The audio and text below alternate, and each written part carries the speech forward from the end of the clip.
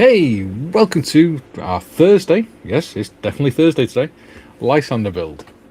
Um, do you like how I checked myself as I was saying it? Yes. Unlike last Thursday. So we are working on that. Oh yeah. Let me pretend I've got one as well. Yeah, that. Except from John is doing some adaptations to make his the SOE version. Yep. Yeah. That haircut does look very smart, John. Looks very neat and tidy. Yeah. Suits you, sir. Well, had to get it cut at the back because it's starting to look like that idiot in the White House. How are you otherwise? Oh, good. Yeah, went to Fighterville today. Saw some people, did some stuff. Did some people, saw some stuff. It was all good. Yeah, good. Me and Kay went for a nice walk yesterday afternoon. It was only a short one, but yeah, she wanted to go to the local. It's an old mill that's now a craft shop, but it's not. It's more of a haberdashery sort of thing. Right. So she wanted to go and get some fabric from there. So we went there, and when we were in the car park, I went, the gate to go down to the ship's over there. Should we go for a bimble down to the ship? So we went for a walk down to the ship, took some photos. There you go. Yeah. Bimble Which was is not a nice. word I hear often. Yeah. Walk without intent. Oh, a mosey. Yeah, a mosey on down. Which is not a word we use here. We just call it a. Just recognise it. Let's say walkabout, even though we don't call it that. Walkabout. Yeah. It's more of a forces thing calling it a bimble. It's like if you put off-road tyres on Land Rover, they were called bimble tyres. Oh, okay. Because you drove slowly cross-country.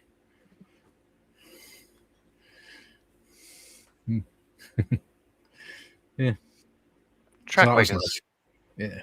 It's nice because to get to it, you go through the gate on the back of the car park, walk down this path underneath the railway bridge, and then you just walk up like this gravel path alongside the ship, and it takes you walk the length of the ship, and then you're on the estuary walking along the seawall. Oh, okay. So it's quite nice.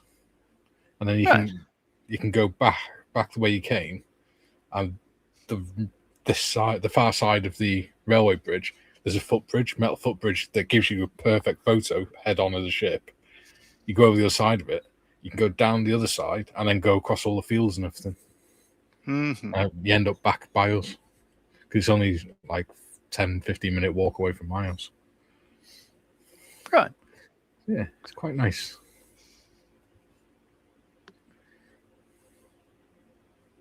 Cool.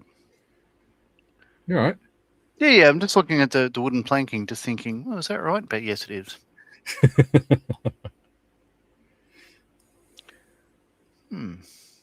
Well, it shouldn't be. Anyway, I'll work that out later. Yeah. So, let's go on with the chat. Sure. Bob says, early hello, followed by crash. Med's taking over. Hello, Bob. Oh, dear. Duke says, g'day, AYBP, whatever that means. Joe says, finally made it home last night. Long drive, but a good night's rest, and I think I'm ready to go. Lots of work to do around the house. Lysander Day. Hooray. Yeah. Hello, Joe. Oh, we lost a corporal yesterday as well. Oh, dear. Don't know what happened to him or which one it was, but that's yours, I think. Oh, okay. Steve says, hi, folks. Hope you're all safe in this hell. Yeah. Yes. Oh, Steve, I did get back to you. I didn't see your message till a few hours later, buddy. I do apologise. Ian Chambers says, greetings, troops. Hello, Ian. Duke says, just posted a picture of a cassowary in the junior ranks section of Discord. Well done. Cassowary, so cassowary, yeah, it's like think of an emu, ostrich sort of size bird with a big horn on its head. It's something that looks like out of the So just after the dinosaurs sort of thing. Yeah, it's like a colourful emu that will mess you up. Like they're not nice animals. Whereas an emu is sort of more inquisitive. A cassowary that'll claw you open like a velociraptor. Yeah, they're not known to be nice animals, but they look amazing. I think I remember watching an episode of Bill Bailey touring Australia, and he came across a cassowary in the middle of the street, and it started following him, so he's getting nervous. Yeah. They will genuinely split you in half. Yeah, but the drumsticks, imagine fanging on one of them. Like it's worth the chase. Paul says, "Evening all." Yeah, g'day, Paul. Jim says, "Greetings and salutations to all on screen and in chat." Hello. Aussie Ian says, "Happy Thursday, everyone." Hello. Yeah, it is. Hello, Ian. Joe says, "What version is John making?" I'm making what's called the Lysander Mark III in brackets SD, as in special duties, used by the SOE, the Special Operations Executive. Think of a spy plane Lysander. One to drop off, people into France and all that sort of stuff behind enemy lines and stuff. But but mine was I'm doing one from Burma. So the one I'm doing was used to fly into remote places to let with a Japanese guy in the back to let them know that Japan had surrendered and to lay down arms and all that sort of stuff. Still important work, of course. But think if you Google the Matchbox Lysander kit from the early 80s, the 1982 1/32 scale Matchbox markings, I'm doing that, but in 48 scale. Trevor, I've just sent you the link, buddy. Julian says, "Afternoon all." Afternoon. He also says, "Watch your panel." Whatever it means. Paul Wiltshire says, "Good morning, troop." Hello, Paul. And Go For It says, "Hello." Hello, Go For It. And says, "Greetings from Hungary." I am hungry, you're right. No, I've just eaten chicken chorizo paella. It was beautiful. Oh, yeah, paella. Paella. Yeah, I saw the picture. It looked delicious. It was. Hello, Trev. Morning. G'day, Trev. Morning, John. Hello, mate. Duke says, "G'day, Julian, and Go For It." Moss is in. Afternoon all. So after I left the chat yesterday, I couldn't rejoin because I'm not a member. So I couldn't even sort of watch or listen. There you go. See, there are benefits. That's better. Julian's just checked and he's still a member. Sorry about that. It's all right. We'll let you off, mate.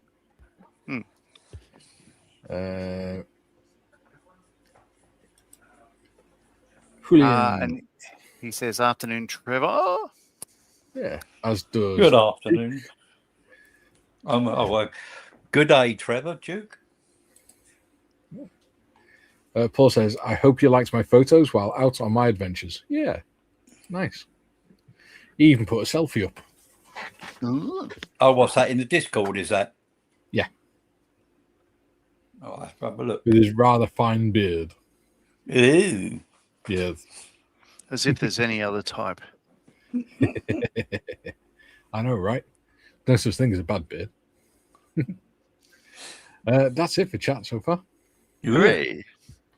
Quiet for a Thursday. Hobby Time says, "Hi, guys." Hi, Hobby Time. Hello. All right, eyes down. Yes. So my computer really doesn't like this heat and humidity. Oh, yeah. So you've gone the winglets. Yeah. I shall not. It looks like a really messed up Stuka. Yeah. Yeah, it's a great build. That I really enjoyed. That's one of the ones I really enjoyed. That. Yeah. Duke says, "G'day, hobby time." Paul says, "I also did a fair amount of work on the Belfast. Nice. Better plug the camera in, then it'll work." Yeah. Alrighty, so I didn't do anything offline. So I was going to paint the wheels so I can prepare them and stick them on. I have not done that. Yeah. Been working on other things, so I'll probably do that first. Actually, get it out of the way. There you go. Paul says, "I think I have a 1/16 AFV problem. Kit number 8 ordered yesterday." Oh, The problem comes when you try to find somewhere to store them when they're built. oh, there's always a cupboard to throw away once you built it. Yeah, So- there's always a cupboard somewhere. that's the horn with the foreskin again. Yep, skip the foreskin to the horn. Baby Cakes is in. She says, "Hi, everyone." She's about to leave. Yeah. Oh, dear. Don't you be scaring off the viewers. That's my job here. What do you pay me for? E. Oh, this is frame E. So the tires end should be 43, 45. Oh, which I've cut them off already, so they must be in the box then. Oh, yep, they are. Here's some I prepared earlier. Did not paint them. They're still on the dinguses. On the dingo. No idea where to. All right, and I want to do. Wait a minute. What the deuce? I want to do. So, done that.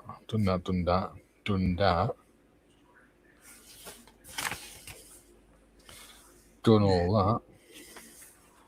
37. 4, 35.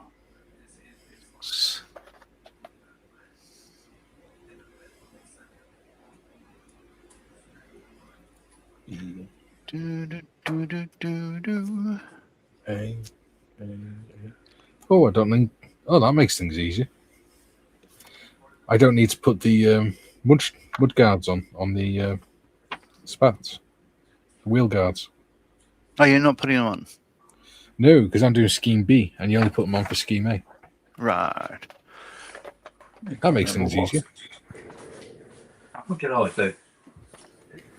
I'll see. Oh, So I must have done the same because I haven't got one. Got some mine.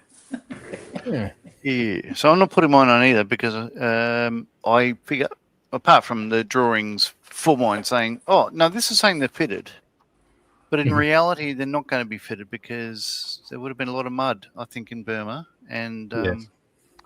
I'm going to have mine off. The main reason is because the previous version I did had the spats on because I didn't have a choice. I did the Edouard Garvier kit, which had non-posable slats, flaps, horizontal stab, and non-removable spat or wheel covers. yes. Because these ones are removable, I am going to have them removed. Tell you what I'm going to do. I'm going to do the control panel so I can put that in and then put the front bit on the nose, top bit on the nose. Julian says, "Could be worse, Mikey. Could be a 1/350th Duke of Lancaster ship." Yeah, so for those that don't know, the ship that I was talking about that stand by us is called the Duke of Lancaster. And it's an ex cruise ship. And it was dry docked there in I think it was the 80s. Sure, yeah, I think it was like 85 or something. And what they did is they concreted it in with the idea of taking it, making it into like an indoor market sort of place. But, I tell a lie. What this says about this particular game is Sea Flight Special Service, 14th Army Southeast Asia, 1945. SEA-based SD Lizzies were busy supplying members of the guerrilla unit, Force 136, and bringing out Allied POWs from Japanese camps. So, very crucial work, I would say. Yeah. Yeah. So it looks sufficiently different from the one you're doing. Oh yeah, it looks camouflage scheme is very different, isn't it? Tracky says, "Hello, boys. Hello, Tracky. How are you doing, buddy? Oh, You'll be getting your cameras all soon." Oh, and here's something maybe I've mentioned. Probably have mentioned before, but these wheels. You see how there's a little sort of like groove, like a vertical line in them. Yes. So these are wheels manufactured by Doughty, Dowty, and these wheels were internally sprung, so they had pretty much a bungee cord sort of wrapped around the axle. So the axle itself would move up and down within the wheel assembly, providing the suspension. These would flex somewhat as they land and all that sort of stuff because they're pretty much like a sprung steel, if you like, certainly a steel U shape that goes around. But any additional suspension was internal of the wheel assembly, which is you don't see that often on aircraft. No, it's pretty cool. Adam says, "Hello, pretties. Hello, Adam. Is he hiding in the toilets again, do you reckon?" Probably, yeah. Paul says, "Finding room for the 1/16th kits is easy. 20 1/24th car bills boxed up, ready for the grandkids."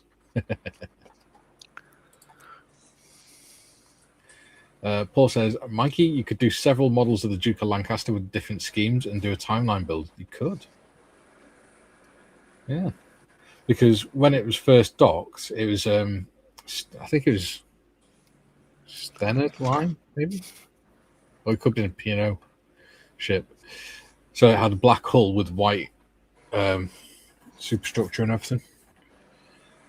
But then over time, years ago, they painted it white and they did like artwork on it. So it's like it looked like graffiti, but it's not. It's like really well done, like portraits of sea captains and things like that.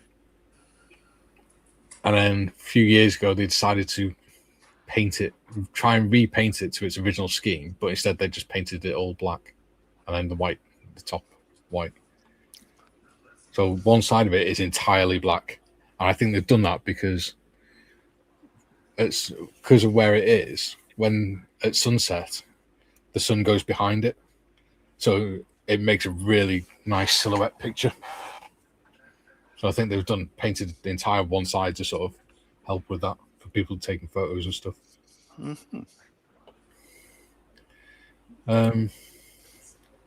Hobby Time says, "Was that in the quiz last night, Moz?"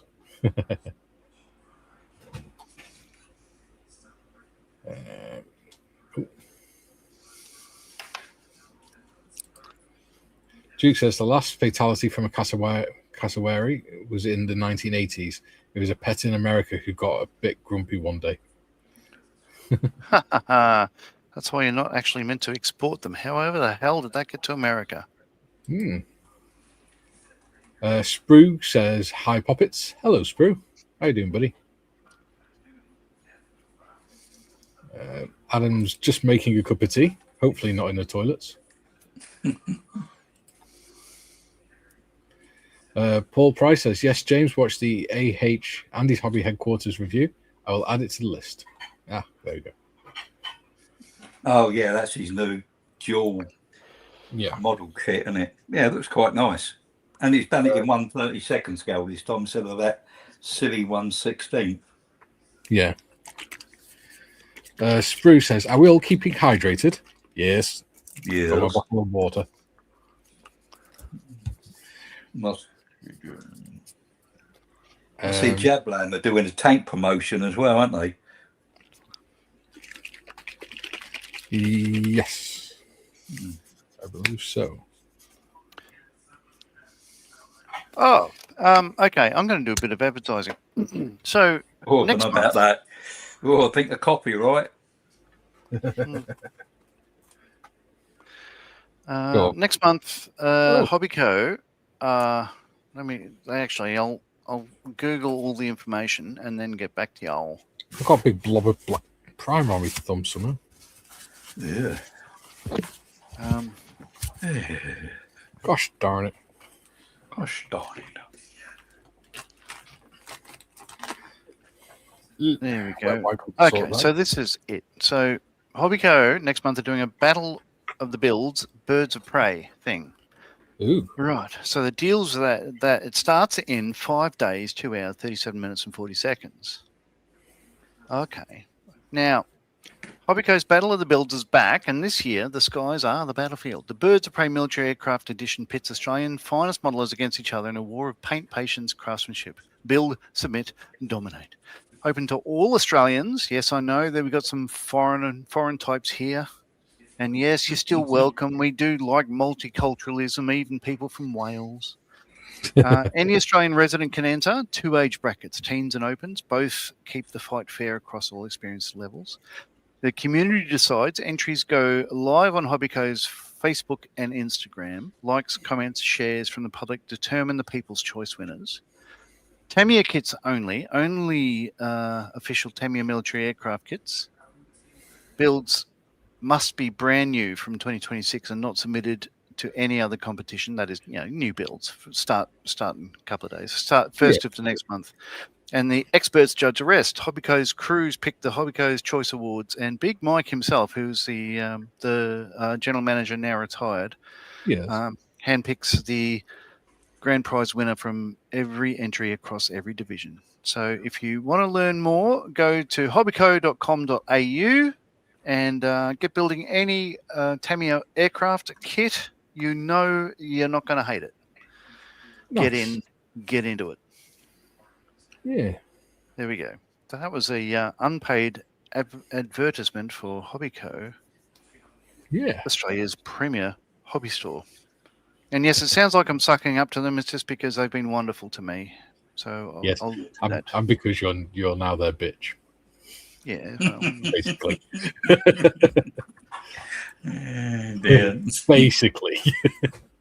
Basically.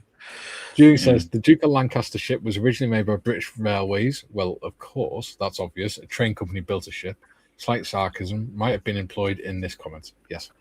Yeah. They did that because we got the Mostyn docks not far from here.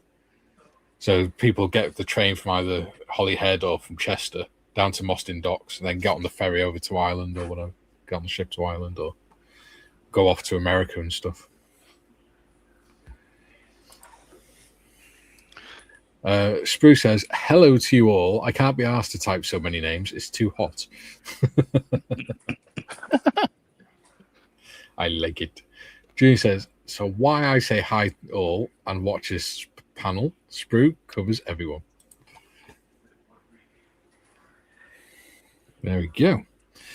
Right. I'm going to put the decal on this control panel. If I can remember where I put it. There we go. Can we have a drum roll, please? A drum roll? Yeah. What for? Because you're putting the decal on the panel.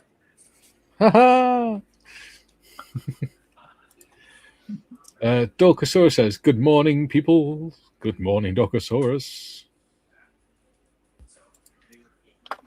Julian says, okay, that makes sense. Yes. Because Holyhead, the ferries at Holyhead used to just go over to Ireland or the Isle of Man, whereas the ships at Mostyn would go to all over the world.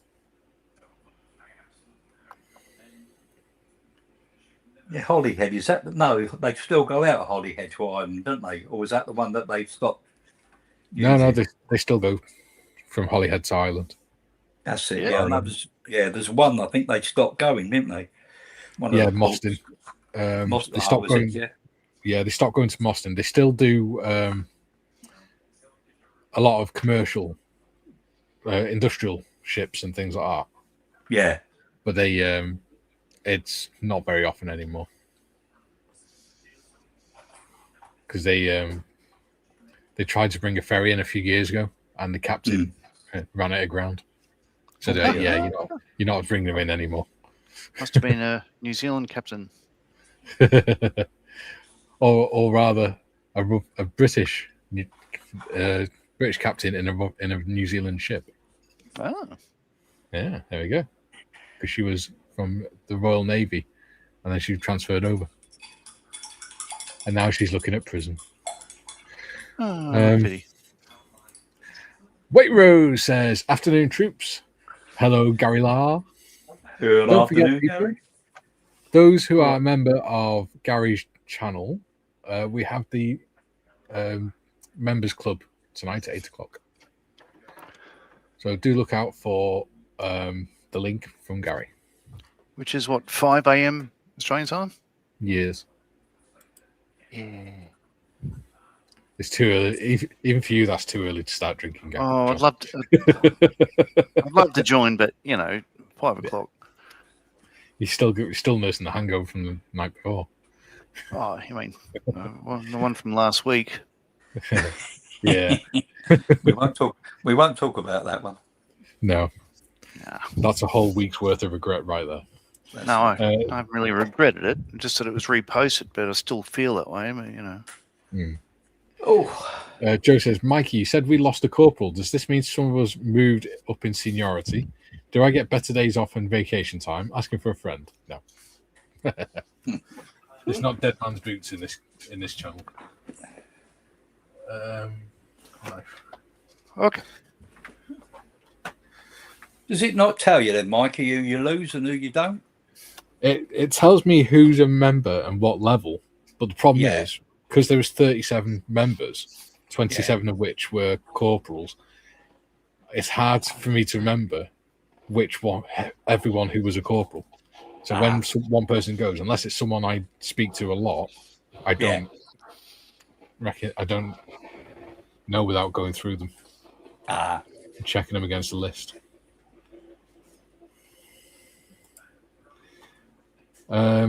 Joe says, hey, Outlook just reminded me it's our 38th wedding anniversary. Oh, happy anniversary. Oh, poor bugger.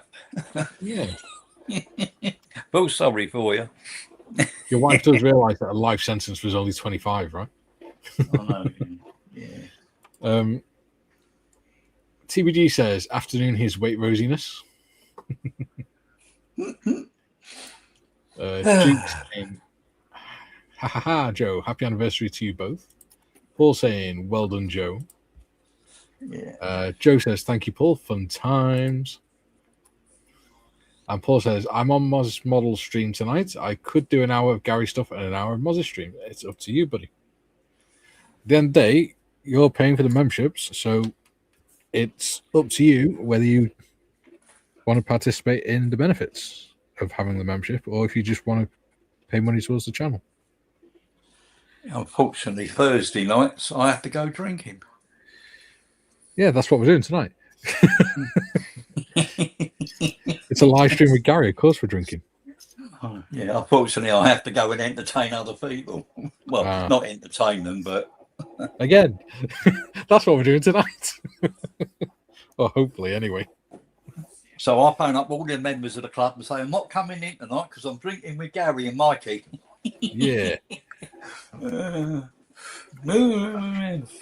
got better friends. A better class of people.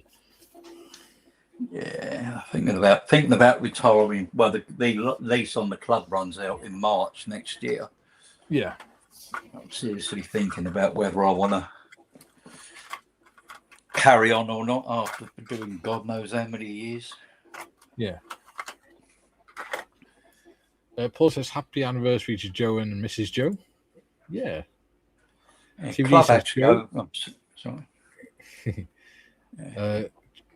TBD says, Joe, if your wife reminded you, you'd never be seen again. Spruce says, Trevor, leave the Jaffa cakes at home.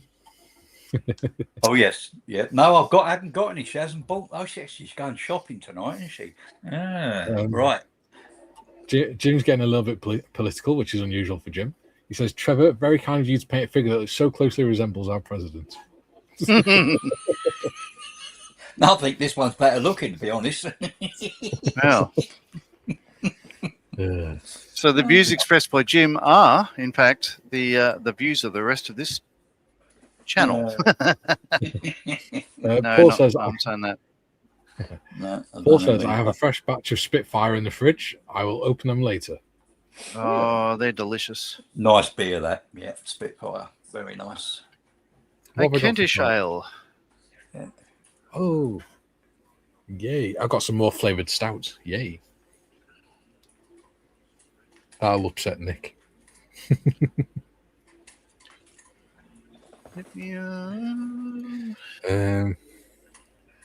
Something to put the water on. Let's see. That'll do. Ideal. I see ICM and all. ICM are advertising another version of Hummy. Yeah, they are, aren't they? Don't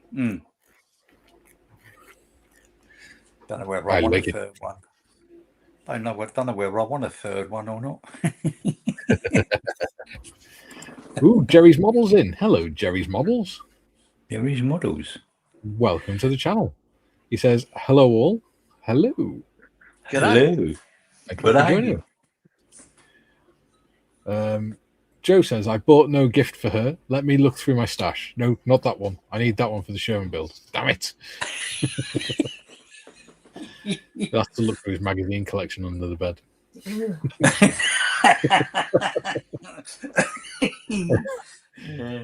Spruce says, just restocked my bench fridge. Dr. Pepper on ice. Nice. Oh, yeah, that's hard to get here. Like, you know, without paying premium prices. It's not a standard sort of soft drink we have here. Actually, you don't call it soft drink there, do you? What do you call it? Fizzy lifting drink? 2 seconds. Kay's just using a... Oh, there you go. What were we saying? Sorry. She was using a blender in the kitchen. What do you call soft drink over there? Pop. Yeah, fucking weird. How weird.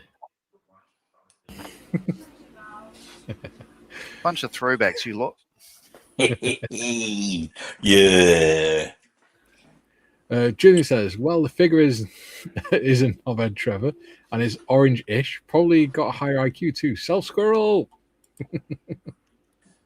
What was that? I didn't catch that. I don't know. Julian's going on about higher IQs for squirrels and things. I think he's campaigning for better treatment for squirrels. Jim says, congratulations, Joe, on your wedding anniversary. You proved once again marriage can be survived. Yeah. Duke saying hi to Jerry. Paul saying, don't forget to lube and subscribe. Yeah, please do. We've got 28 people watching at the minute. Don't know how many likes I've got because I haven't looked at my phone yet.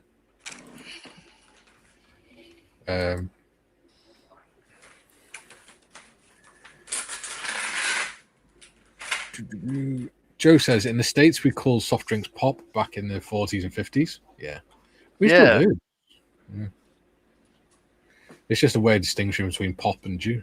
You know, so, what do they call it there? So we call it soft drink, as in, I guess that's opposite to hard liquor, which is what we don't call liquor.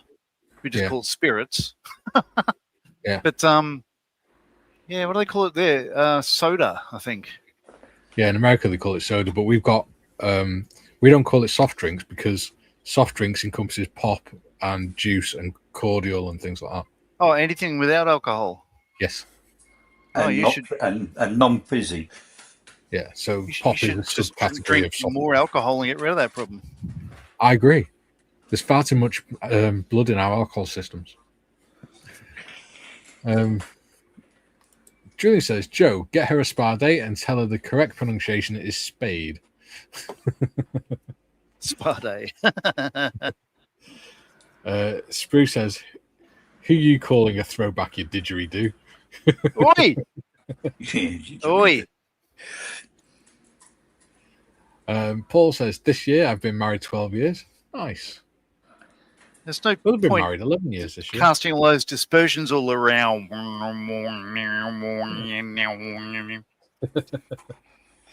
This sounded just like an Australian. Yeah, we'll have been married 11 years in September. Get less for manslaughter. Paul says, yeah, you only get 7 for that, don't you? Yeah. Jim says, soft drink, pop, soda, soda pop. Yeah. Odd. June says, 28 watching, 16 likes. Oh, you 12? Are we not entertaining you? Paul says, "Sorry, Julian, thumb erected." That sounds like a euphemism. Right, let's get this decal before. If we all agree, then it's a euphemism. Ooh. Don't you be using big posh words with me? Indubitably. I congratulate you on your perspicacity, sir. I do like that word. I will not. Yeah, it's fucking good, that. Yeah.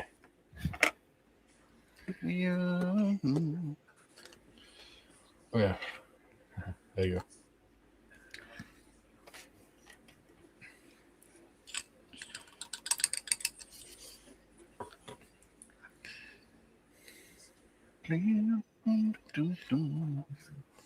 Would you care to withdraw that remark? I would not. I shall see satisfaction, sir. I shall gladly welcome it, sir.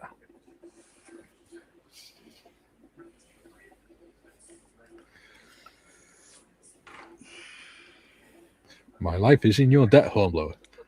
Not for much longer, it would appear, sir.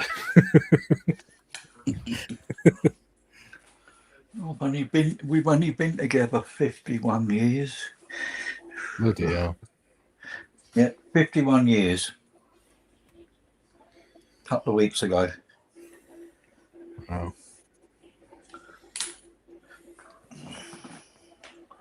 That's dedication. Yeah.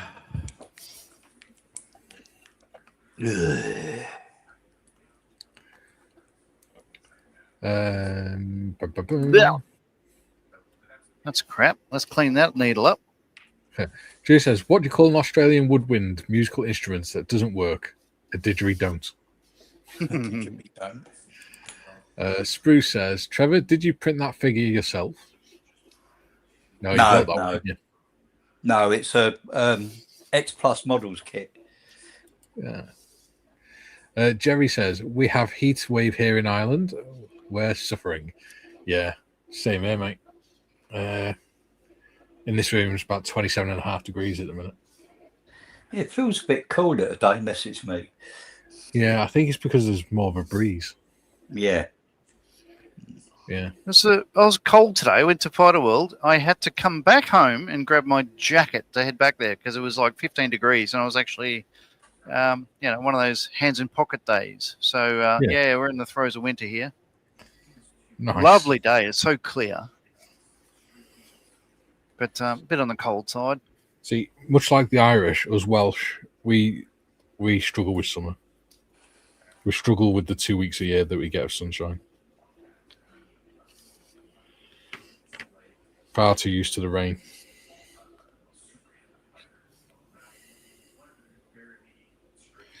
Okay, tweezers.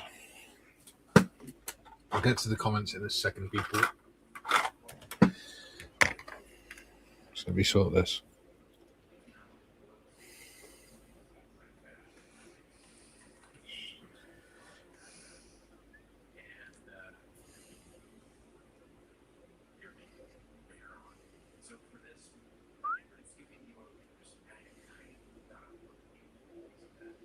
There you go. So would you believe yesterday I watched the Duna cover, or what you'd call the Nighter Down, I guess. I watched the Duna and pillowcases, sheets, and yada yada yada. And then we swapped them out for another set, so I put them away in the linen cupboard. And so then we bought a set of solar powered mushrooms made from blown glass and stuff like that from Costco. And we put them through the garden bed, but they got like spiked sort of cacti and all that sort of stuff like that. So what I did is very small, but I sliced my wrist there and then bled all over the brand new white sort of Duna cover. And Bron was not happy. Oh, we call them duvets.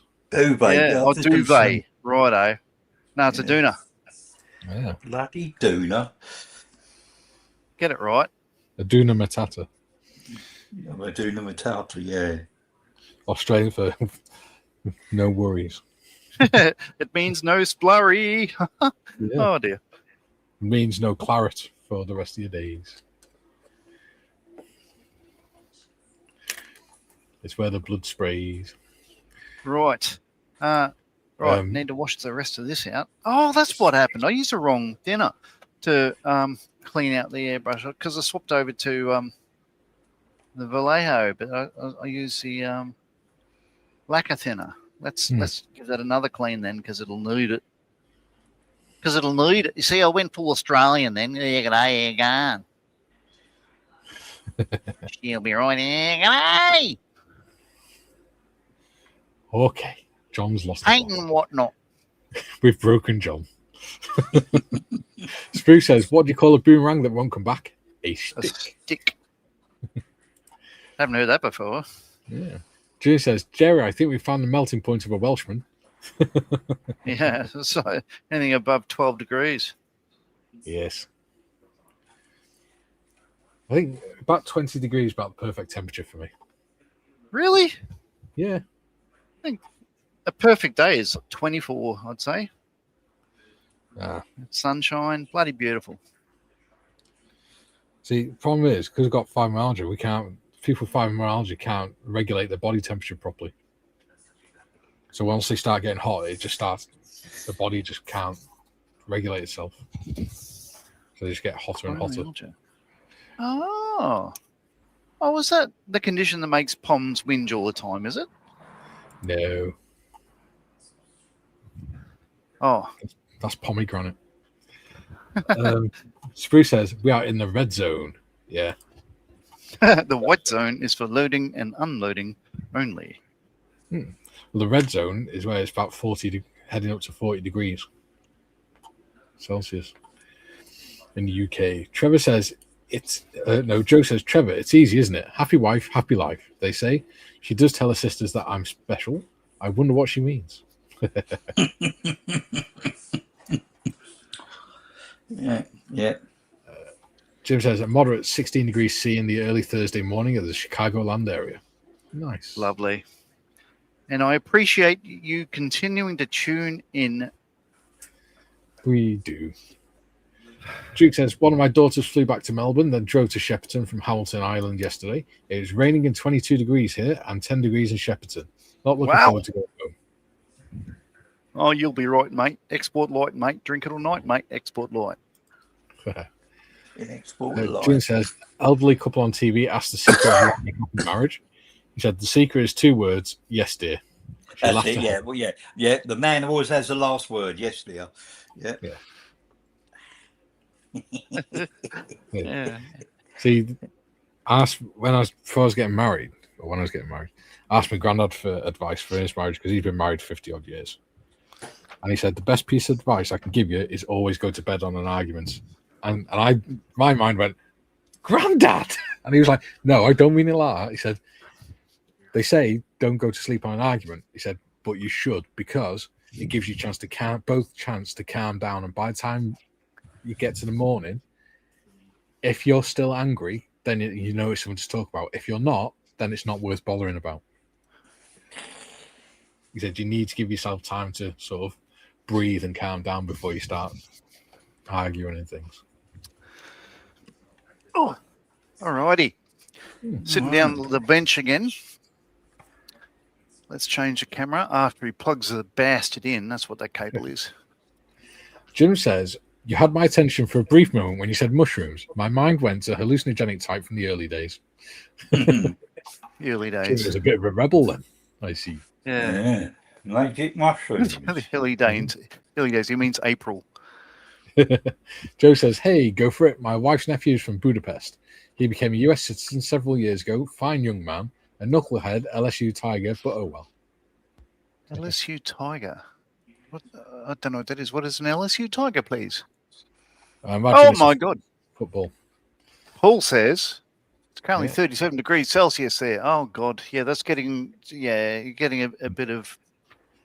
Yeah, especially when it's like 60, 70% humidity. Right. Okay. So I didn't think it was that hot here today, actually, but yeah.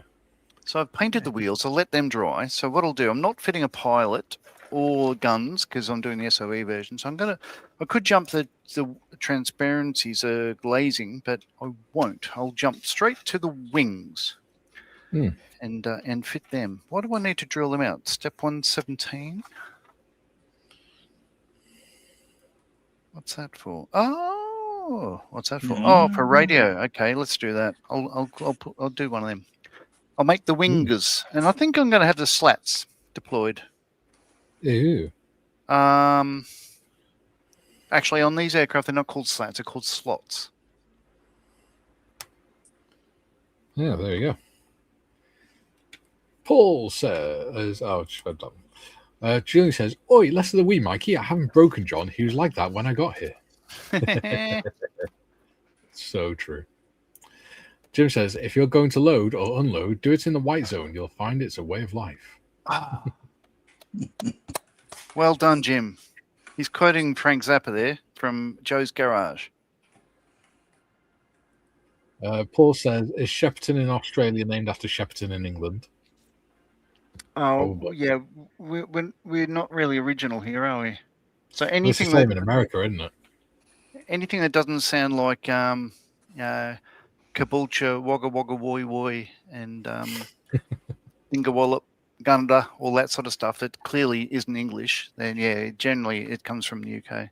Like Maitland is where Aussie Ian lives, named after one of Wellington's best friends in the Battle of Waterloo. June says, "Indeed, Trevor. Anything else the man says it's the start of a new argument." Yes. Joe says, "Pretty much TBG with 5 sisters, all about 18 months apart. Wife is the second oldest." Yeah, TBG said that don't you mean a coven rather than sisters? Sisters. Joe says, "LSU stands for Louisiana State University." Ah, thank you, because I would not have got that. Yeah, thank you. Spruce says it's 32.8 degrees where he is. Okay, let's do it. Hey Siri, what's the temperature? Jim says LSU team nickname. Louisiana. Jim says Louisiana State University team nickname is Tigers, also called the Bayou Bengals.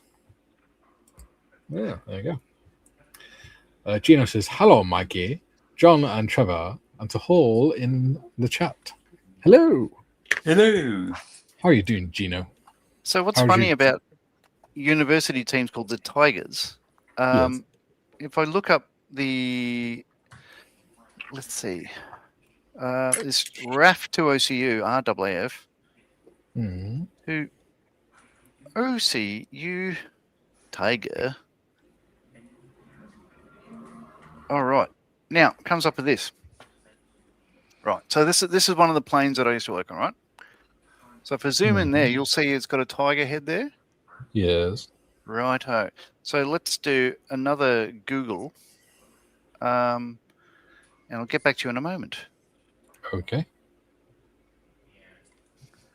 Control panel's not looking too bad. All right. So Towson University in America. Tucson. Yeah. So that's their symbol. Oh my God! It's exactly the same. It's not like Australia to just Google something and go, "Oh, they'll never know we pinched that," and then stick it all over our plane and make money from it. But that's what Australians do. I went to our marketing department and said, "Aren't you meant to make it go up the chain and it gets approved by the office of the chief of the Air Force and all that stuff? They check for copyright." "Oh no, stop that shit."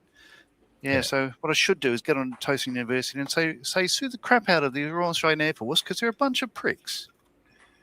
But I haven't done that, have I? Again, the opinions expressed on this panel are those of the people saying them. Gino says it's 36 degrees in Belgium, where he is. Yeah, not nice. B1. Julian says, "I think anywhere English speakers emigrated, forcibly or otherwise, got the same name as where they came from. So Aussie, US, Canada, New Zealand share quite a few names." Yeah. Yeah, like Mali. Yeah. Yeah, it's not Australian Aboriginal. Joe says, many college teams here are tigers, very common. Bet Lucky Mali says, shut the fuck up, John.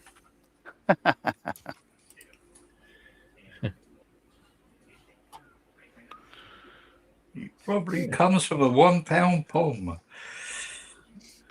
Yeah, was.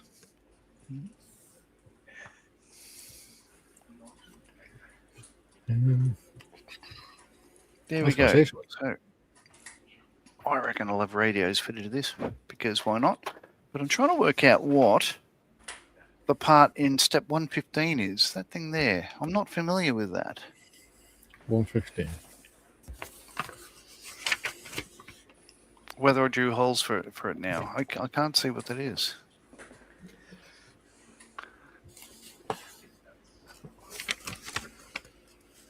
Maybe it's a BB gun. Could it be a wing-mounted camera? For scheme B, I'm going to admit that for mine.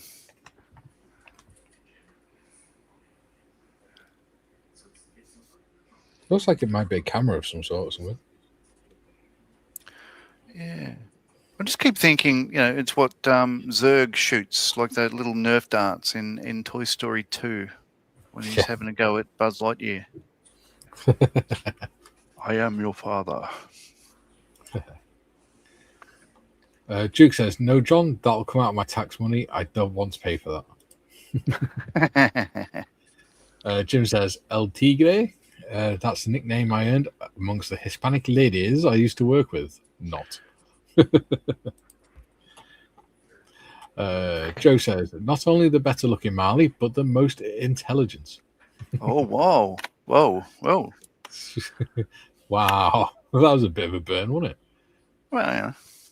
That's why he's coming up here, to give me a slap across the mush. Paul says, one of my great uncles was a £10 pom. My father was.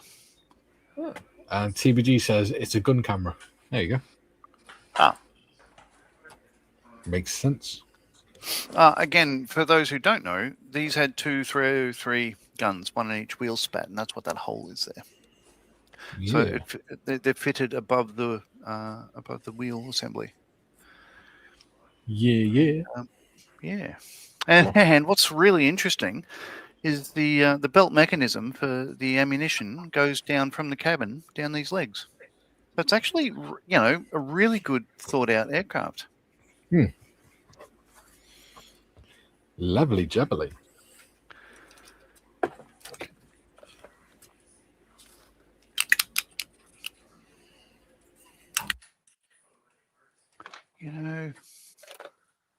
Wings.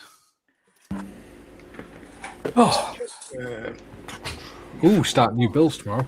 Yay. Oh, yeah, we start, yeah. I always like new build day. Members' choice. Yeah. I like new build day. Yeah, that's why I thought I'd do this rather than doing that World War I taxi. Yeah.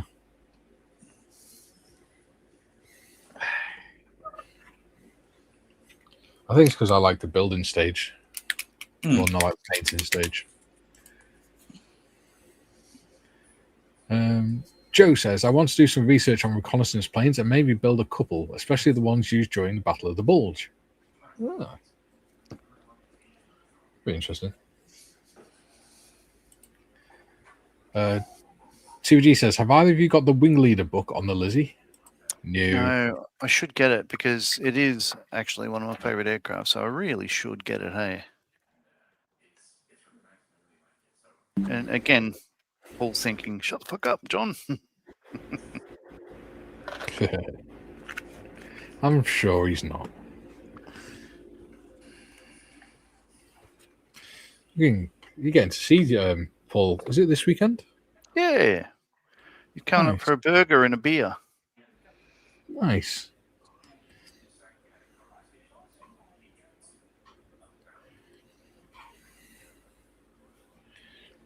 A burger and a beer. Well, I hope you have a good weekend with him. Oh, should be good. Yeah.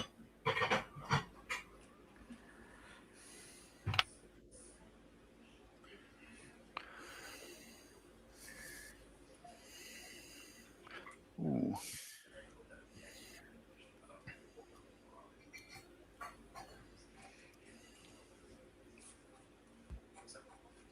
Come on, get on there. What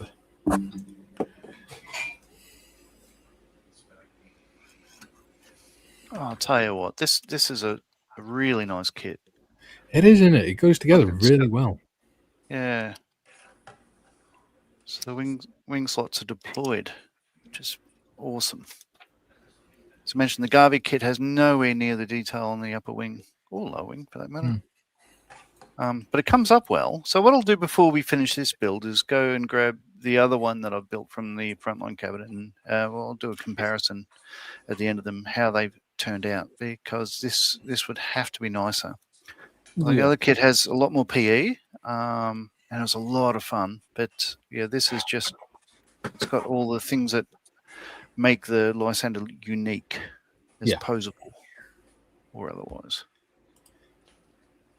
Paul says, this morning I put a massive gazebo over the dog run in the garden, put in a dog pool and got a big plant pot and put a solar powered fountain in it.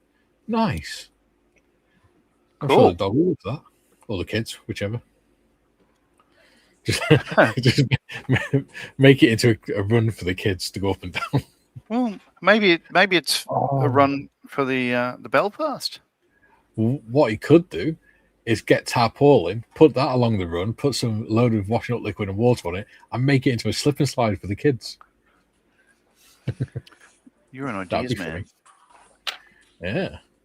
TBD says, oh dear, I've just seen Moz's worst nightmare new release Fordson tractor in 148 School Duo Pack by Mini Art. Okay, I need to get one of those. That, towing the bomb trolleys for a Lancaster. That will be definitely on my acquisition list. Yeah. Certainly sounds interesting.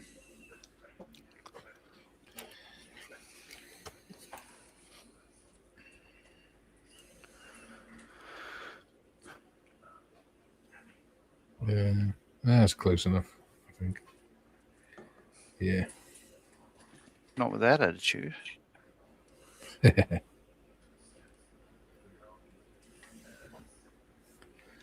It's close enough because you're probably not going to see much of it once it's put together.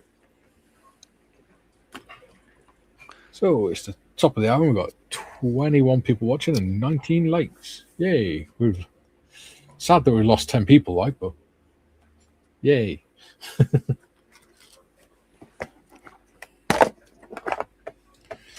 We are obviously not entertaining enough.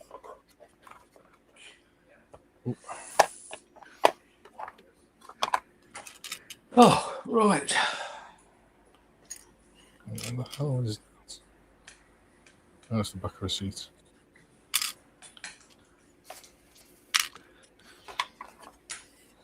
Oh, cool. It's hard to get a drink.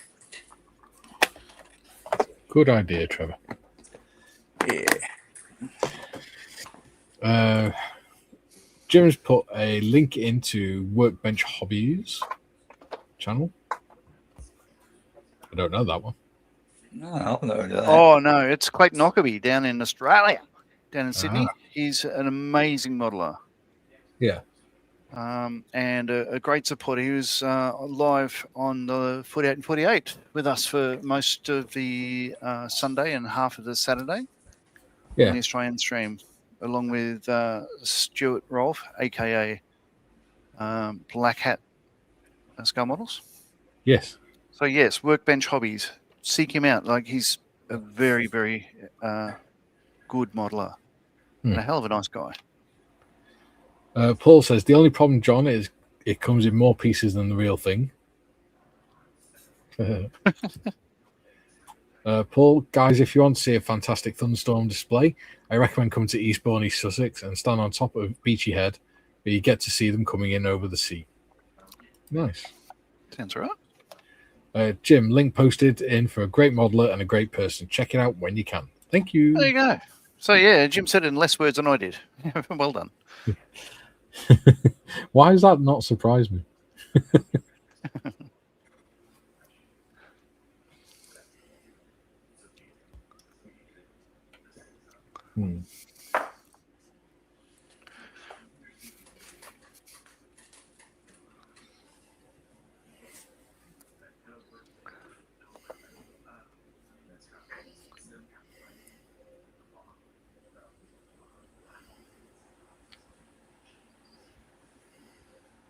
You know what? Let's try these God hand nippers. See if they're any better than the AK ones. Gloss varnish. Ooh.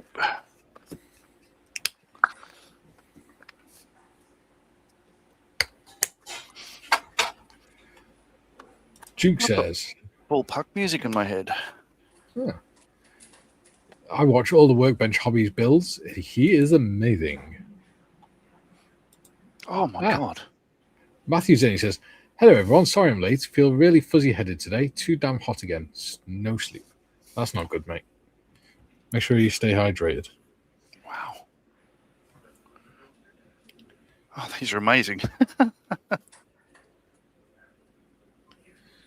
Oh my God. Okay. Yep. Okay, everyone, go and buy some God hand nippers. They might cost a fortune, but it'll put a smile on your face. Available at Hobbyco.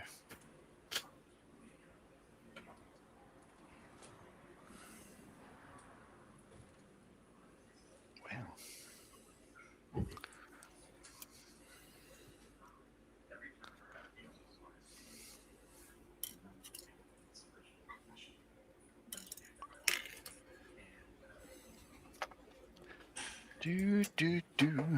So we're an hour in already. We are indeed. Got some gack done, so I can't complain.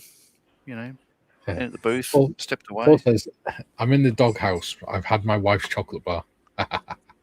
Oh, okay. So you know, you could kill dogs by having a chocolate bar. At least you're not that close to death, are you?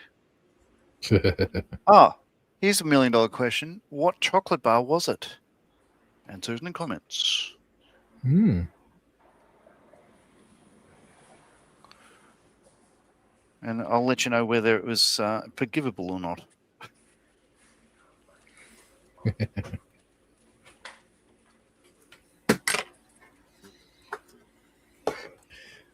If it was Waitrose, it'd be the finest Belgian handmade chocolates. Tracky says, does anyone know a good World War II ship battle set? I'm getting bored in the heat. You got the Bismarck set and that from Airfix, haven't you? But they're only tiny. Good question. Yeah, I think it's only Airfix and Revel that do them, isn't it? I'm not even sure. You're the I only don't do one much in the way of plastic ships. You know, I've got to admit, most of the ships I do are the wooden ones, and you know, yeah, you have to think about which ones you're going to get because they literally cost hundreds of pounds each. Yeah. Or as we say in Australia, pounds.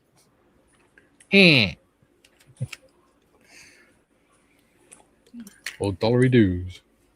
Dollary doos. Yeah, Trumpet do a lot of ship kits, don't they? Oh, some of them are okay. I see what you mean. Okay. TBD says it's 105 degrees Fahrenheit in his south-facing garden, so it's too hot for the dog. Wow. Oh. 41 degrees. So when is there going to be a respite from this? What's the forecast saying? Well, I shall have a butcher's hook. And do you reckon Greta was onto something, or has Britain not come that far around yet? No, we do. We have heat waves every so often, every couple of years. It's nothing new. Should be getting a tiny bit cooler over the next few days, and then next week it should be back down to sort of the high teens, early 20s.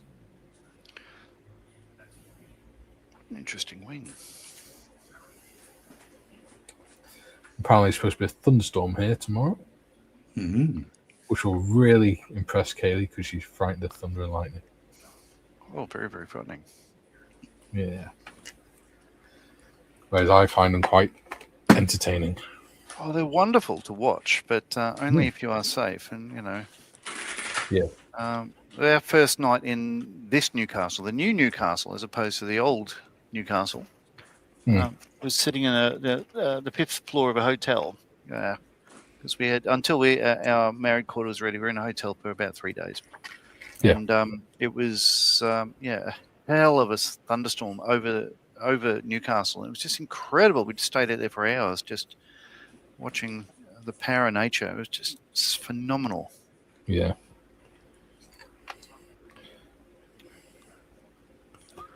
God, these are sublime kits. They really are. I can't even see the leading edge now that that's together. Gorgeous. Gorgeous. All right, so I'll put those aside. Joe says, just opened my Father's Day gift. Great for this heat. It's a mini swamp cooler. Add water and you get a cool mist to cool off. I love it. It's an evaporative cooler. Evaporative aircon, yeah. The ones that are good in Melbourne but no good in Townsville. Yeah. Paul says it was a Yorkie. It did say not for girls on the packing. Actually, I don't mind Yorkies. Okay, no, you're in doghouse, dude. Yeah. In the British Army ration packs, we had them, and instead of not for girls on it, it said not for civvies. Really? With the same sign on it of a woman with a handbag. That's funny. Go for it says hello. Hello, go for it. All right. Because I don't have guns in mine, very quickly, I have no rear guns, whether it be single or dual or whatever, being the SOE version. I do have a different bench than everybody else. So I'm going to go for a closed canopy. Most likely because the previous one I did had an open canopy because I couldn't close it with the gun out.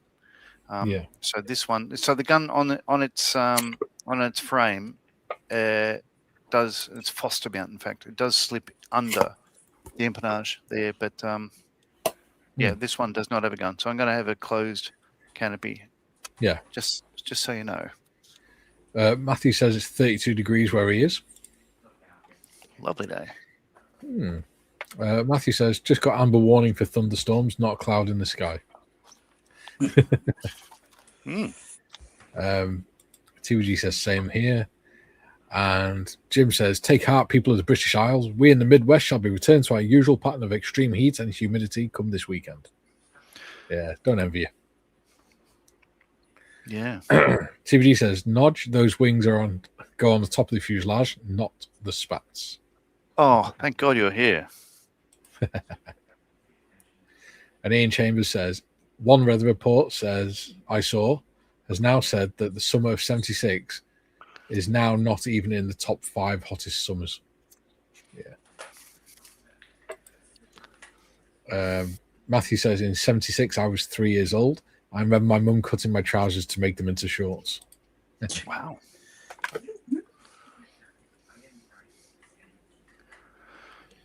Please don't move to Melbourne. Right. Paul says, Jim, you can keep the heat and humidity.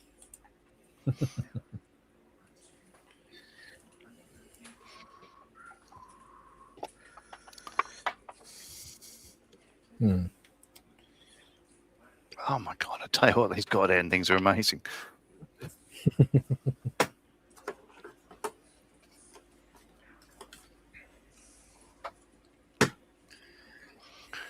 So I shan't be joining the Friday members' choice builds. I will be doing my own thing, but I won't be doing.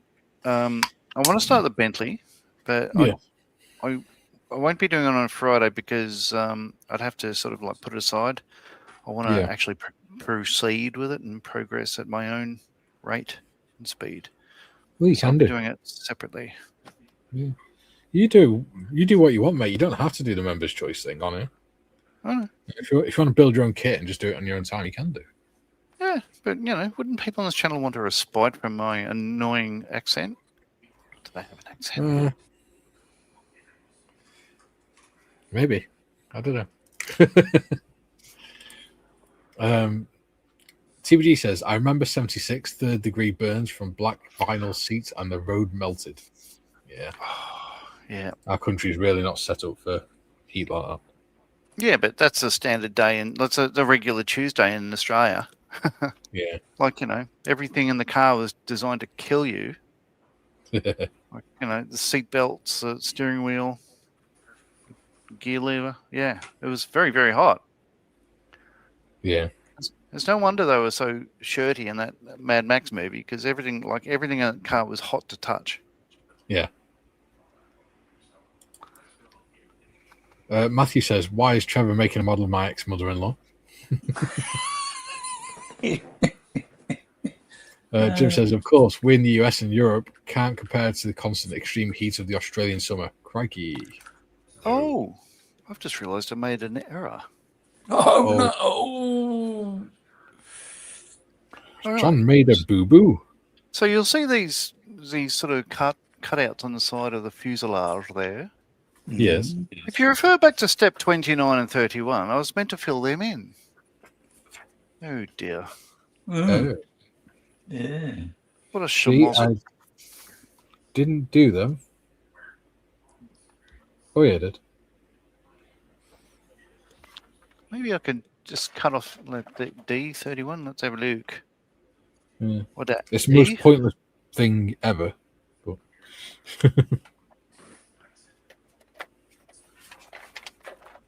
C.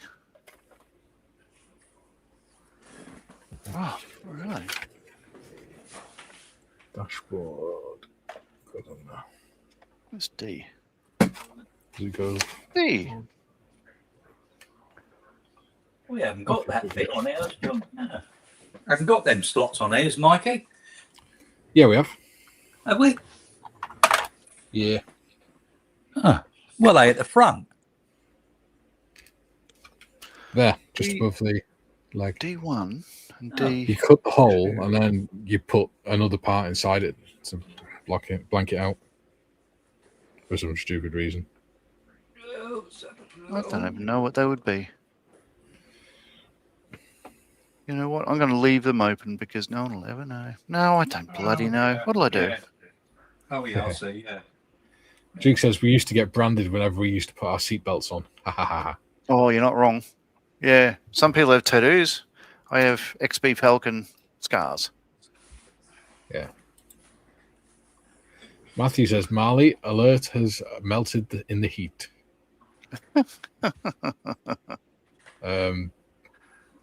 TBG says, yes, the Marley curse has struck. Duke, no, John, on Friday, phew, I really struggle to understand that new South Welsh accent.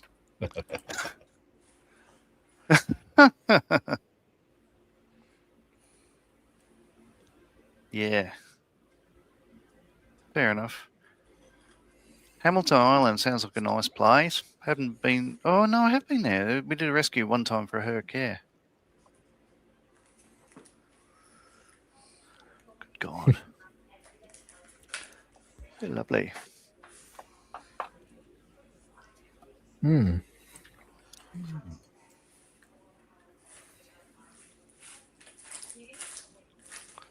Wow.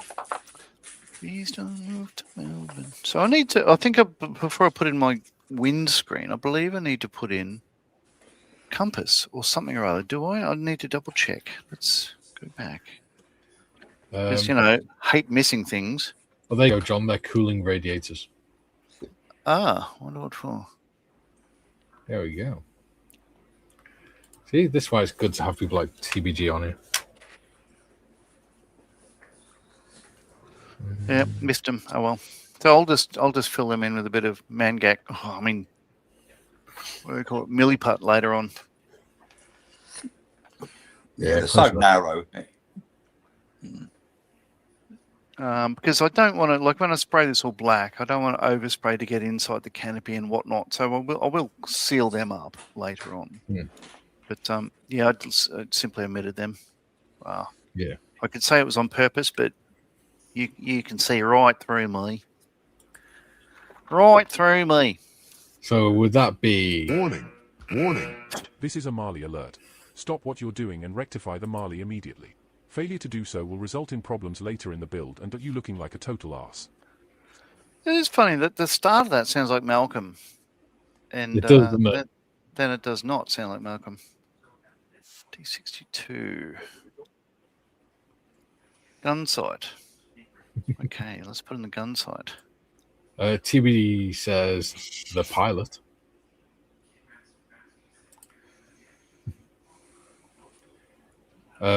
Paul says, I remember the Astra Mark 1 my father had. Its leather seats burned you, and when you go to get out, it sticks to your skin. Ouch. Good old 90s. Yeah. Well, I think no one knows...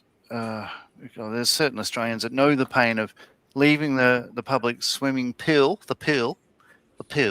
and then walking across the car park to the car on the asphalt without thongs and what in New Zealand you'd call jandals to get into the car, to then touch the hot plastic and metal belt buckle to put that on and all that sort of stuff like that. Like, you can't go to school for 3 days because of the burns.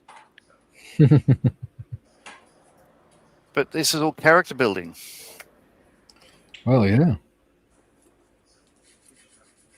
That's why there's so many characters. Just sit there, shut up, and eat your Anzac biscuits. Right,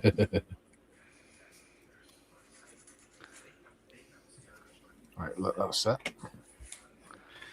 Duke says, there's no cash on here, John. Credit card only.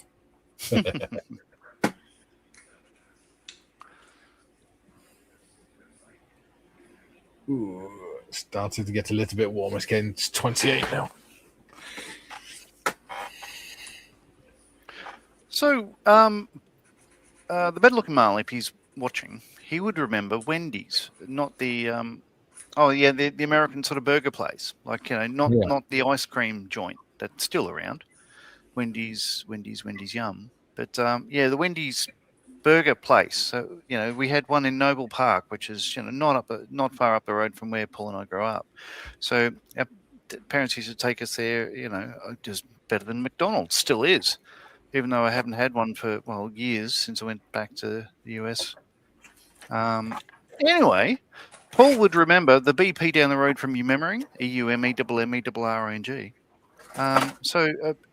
Looking across, if you're standing at the BP and look across Prince's Highway, you'll see a 7-Eleven, I think it is.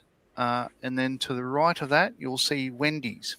So if we still lived in Eumemmering, you'd be able to get a Wendy's burger. But at the moment, the wait is 1 hour. Because, bogans. Step 41, John. Hello, yes. You know the piece that goes above the map table? The piece de resistance? Yes. 41? Yep. So, are you sure? Yep. Step 41. Okay, which is this one? Yeah. So if you look above the map table, there's that piece. Yep. So does that go on? I'm guessing that goes on all variants because it doesn't actually show you when or where it goes on or how. Yeah, that's not meant to be fitted yet. That gets fitted in step 70. Ah. That's the center wing section. Ah. It's daft that they've shown it there, then, isn't it? Yeah. All right. So I've done all that. So I can put the wheels on after. Once I've painted them. So I need to put that bit on next. Oh my God, I'm loving this build.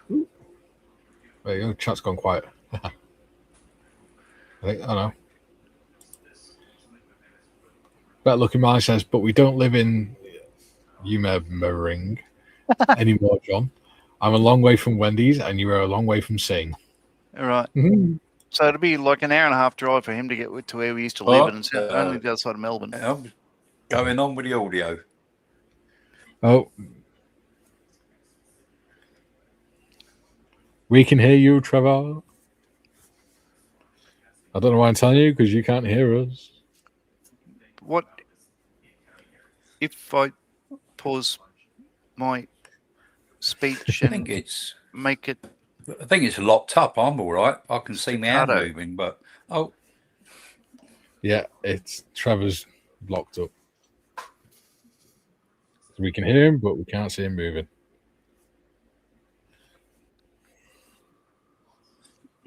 Right. So. And is a better looking Marley at the bench? That's gonna be a pain. And is he enjoying himself? I don't know what happened there. Weird.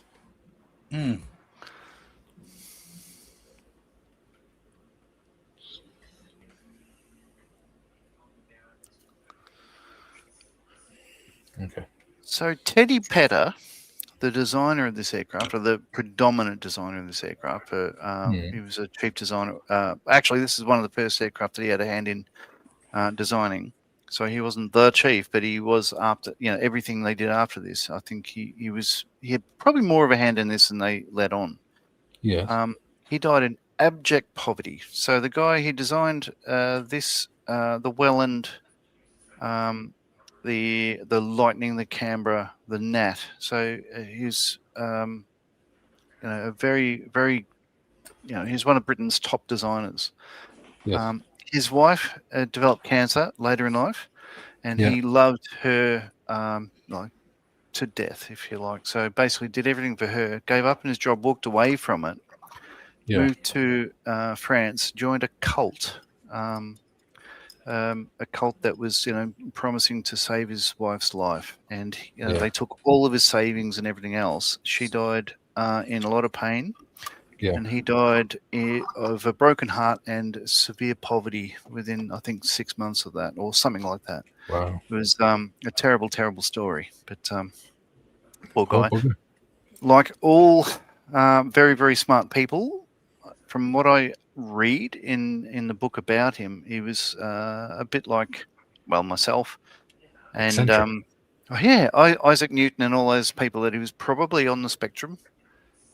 So a lot of people had trouble dealing with him, or as he had trouble dealing with people. Did you just compare yourself to Isaac Newton?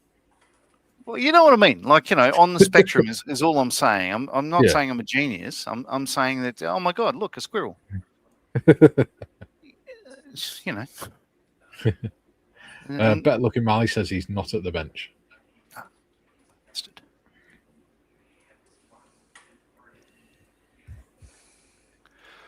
Don't move to Melbourne. Okay, get some of this on, because I've got the gun sight on now. I can put the windscreen in place.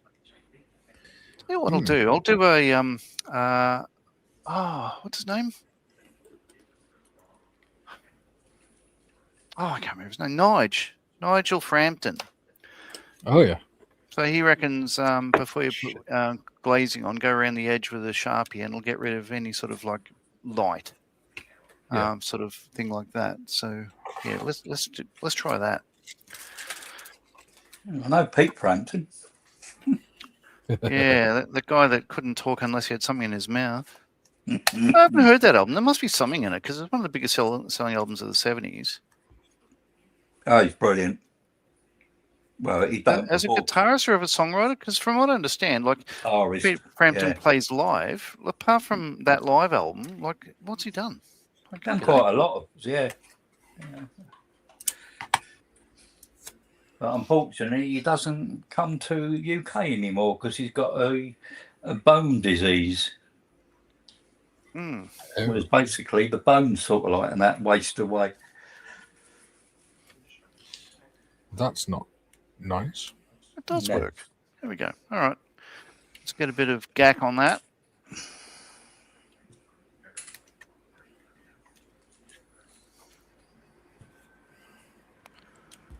Pete Frampton Comes to Life. I think that was his last album. That's that it. Done, I think. Yeah, right.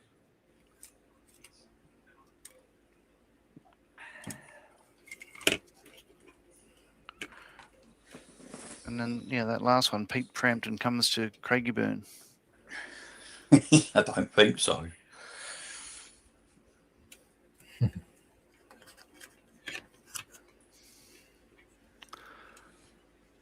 Okay. Do. How are we doing? About half. Is that seagulls I hear? Yeah. Are you near the coast, Trevor? Yeah, not too far. Yeah. Well, none of you are too far, are you? No. Yeah. Yeah, not far. Yeah. What is it? I think, what is it? The maximum distance between anywhere in the UK and the coast is 73 miles from something, It's even less like in that. Wales. In Wales, you're never more than 50 miles from a beach. Oh, God. But never more than 50 miles from a beach. In Australia, it could be 4 European countries away from water. Yeah.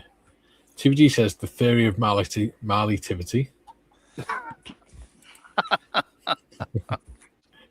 It's clever. Matthew says Sir Isaac Marley invented negative model making. You start off with the finished model and then hit it with a hammer. God, they're onto me. Joe Joe says bastards. John Marley comes alive. Oh, my God. Oh, it's ganging up on this guy. Joe says, Joe says, if I build it, I'll glue it on backwards. The theory of relativity.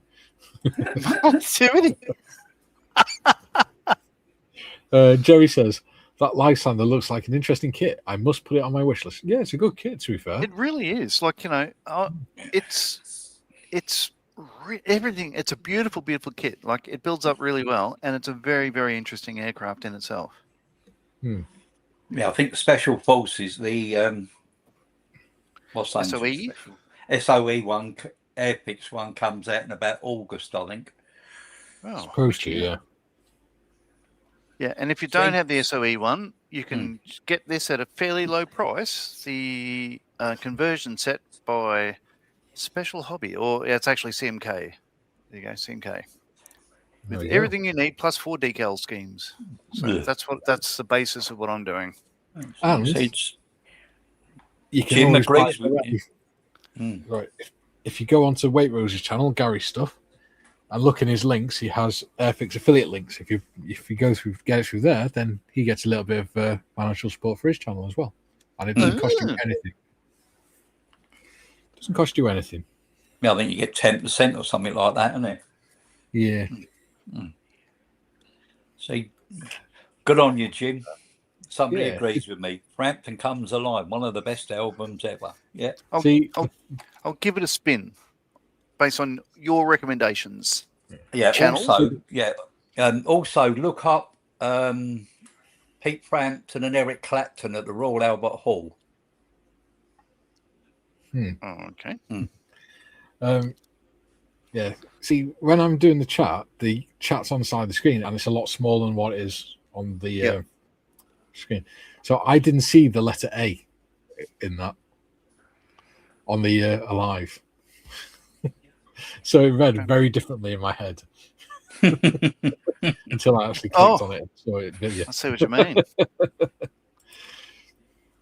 mean. Jim says Peter Frampton guested on an episode of Black Sheep Squadron in 1978. Don't know what that is.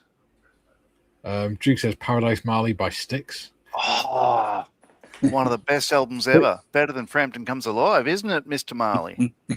For those that haven't seen the Corporal's message from yesterday, we were talking about an image from when we did the 4848 a couple of years ago.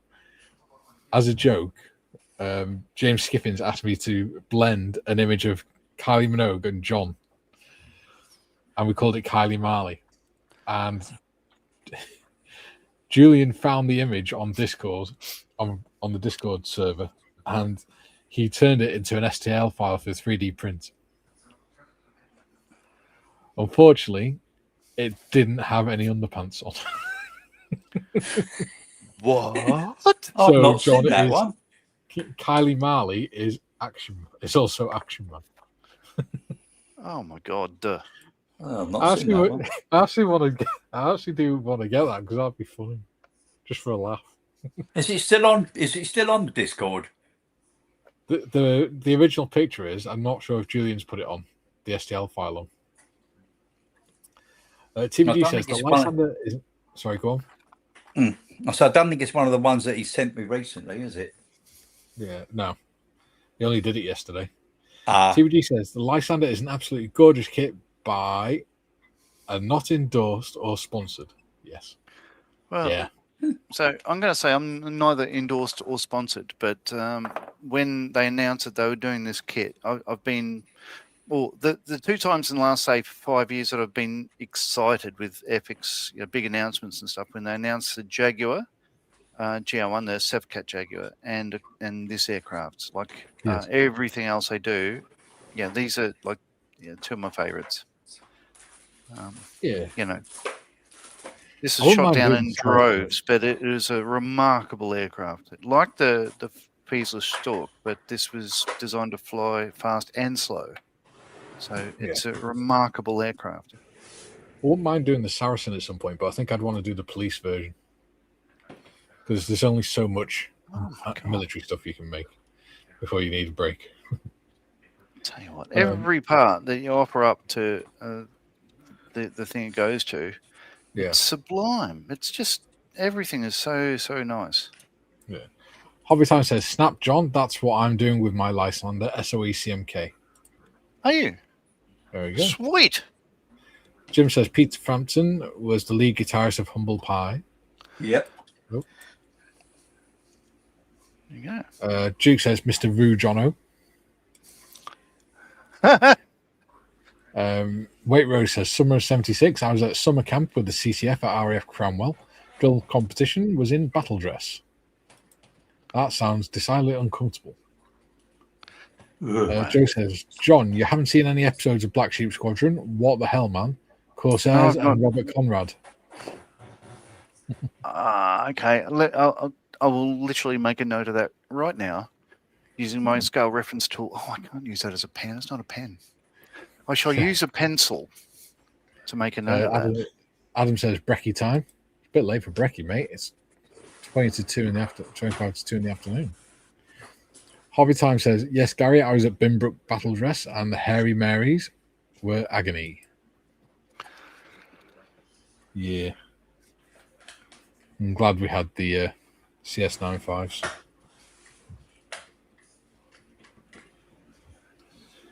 Ooh, we've got 25 watching, 24 likes. Lovely. But 22 watching. Thank you, people. It all helps the channel. And like I said before, don't forget, Waitrose has his members club tonight at 8 o'clock. If you are one of his channel members, you'll get an email or message or whatever, however he contacts you, with the link to join in.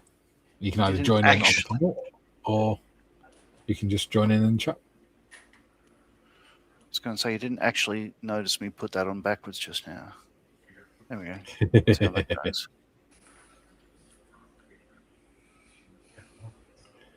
That looks very flimsy like that. Oh, well, it has the struts underneath. Yeah.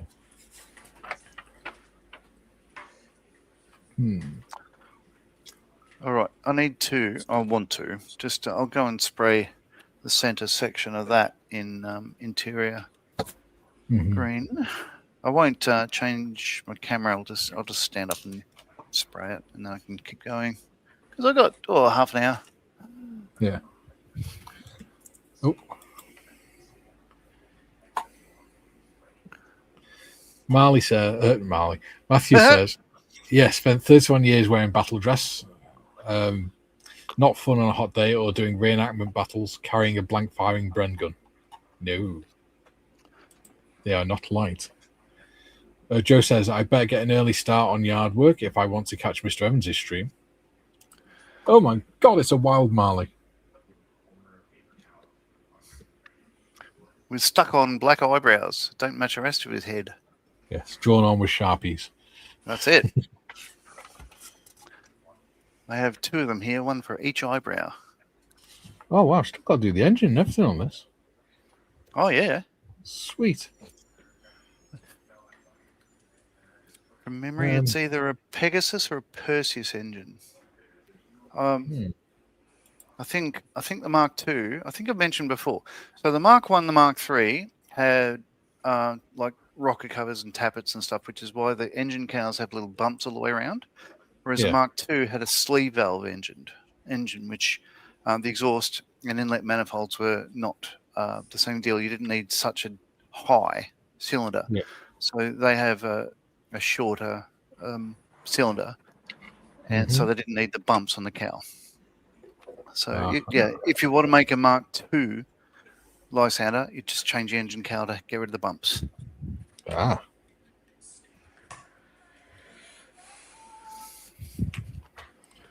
I need to paint, still need to paint my pilot. Paint the pilot, try my balloon. Joe says, yes, Jim, and see if any Japanese pilot knocks the battery off Bob Conrad's shoulder. Ha. And Jim's quoting a line from this film, I think, or program. Right. So,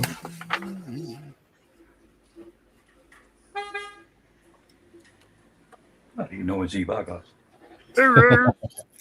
Bye, Ashley. Meep, meep. Oh, I don't know whether to do the wheels now or stick them on later. Stick them on later because then I can paint them off. Since I've not got the wood guards on. Pilot.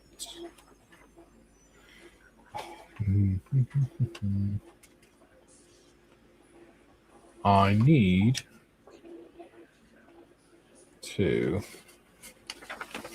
I think the pilot's the next step then for me.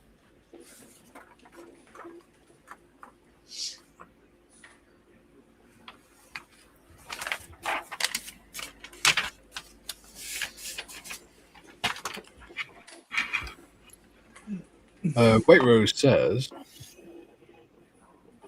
when these used to have square patties back in the day, they did a 3/4 pound triple burger. Bloody hell. They probably do. In America, they call it the heart stopper. I don't know. Coronary burger. No, Wendy's are pretty bloody good, eh? Like, I liked them as a kid. Jim says, 1976, I turned 12 years old, built my first model and watched the premiere of Black Sheep Squadron that September on NBC TV network. I think my dad would have been about the same age. Yeah. He would have been... He'd have been 11 at that time. Joe says, working on my Hobby Boss Liberator and just got the photo etch portion, just a few P parts, so I believe I can do it. Yeah. I'm sure my dad was living in Africa then as well, South Africa. Is that a suburb? I don't know whether he was living in Rhodesia or Zambia by then, but or he might come back by then.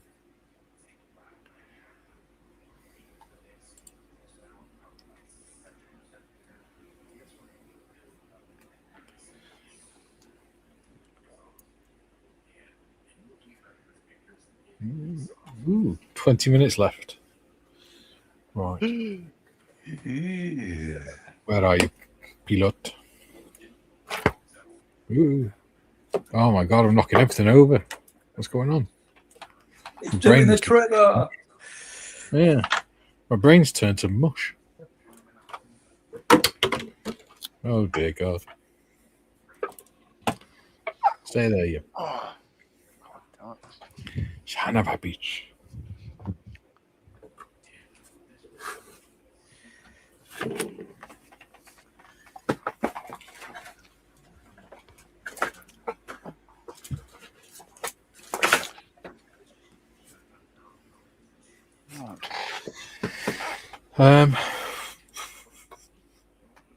Jim says, Waitrose, we call the Wendy's triple cheeseburger the Harold Washington, so named after the late mayor of Chicago, who's known to consume 2 of those at a time.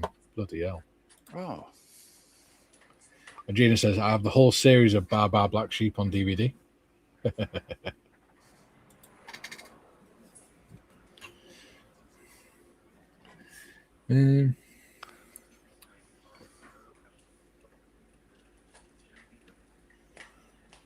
I can't remember what colours I painted.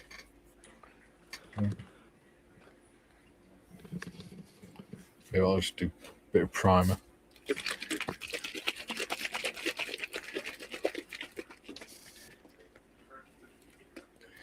Duke says, I've built the 132nd Corsair from the Bar Bar Black Sheep Squadron series. I can't remember who made it. I also did a 0 from the same.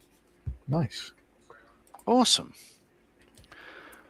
Joe says, Jim, I was 15 in 76 and thinking I was going to be the next Johnny Bench, but young ladies ruined it for me. Jim is at the 48 scale B24, Joe.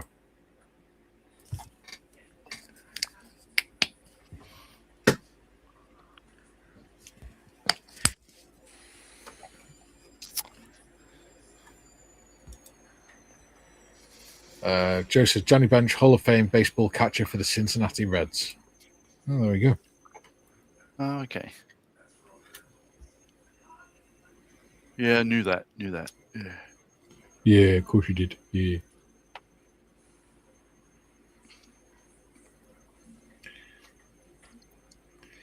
Sounds like the sort of fact that Tim would know. Doesn't it? Hmm.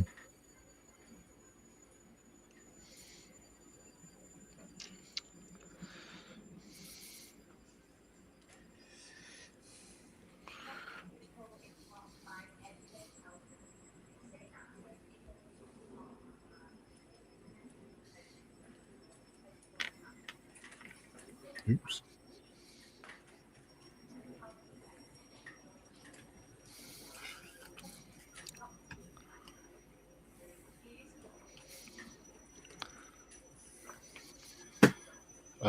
Joe says yes to B24J. Jim says Rebel USA made both model kits. Nice. Paul says it's just hit 40 degrees C where he is.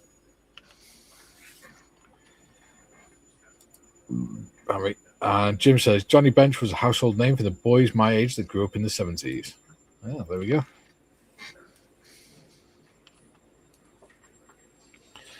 So, question for specifically Jim and Joe. How are you guys finding the World Cup atmosphere over there? Because from what we're seeing over here, it's actually going pretty well in terms of the fans engaging with the locals and things like that, and drinking Boston dry, literally. The Scots drank them out of alcohol. Which is funny because Boston always carry on as if, oh, we're the beer drinking capital of the world. No one can match us. And yeah, it just takes a standard weekend, doesn't it? Yeah. It's just a normal weekend for the Brits.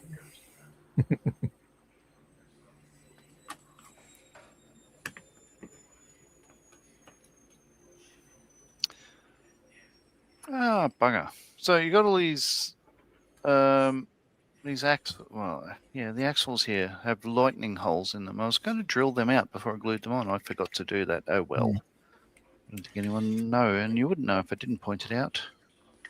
Yeah. Going back to drinking, when my favorite drinks like single malt whiskey or stout, and at my sister's wedding. Her wedding was in the morning, so it was like 10 o'clock, something like that. And we had the meal at dinner time.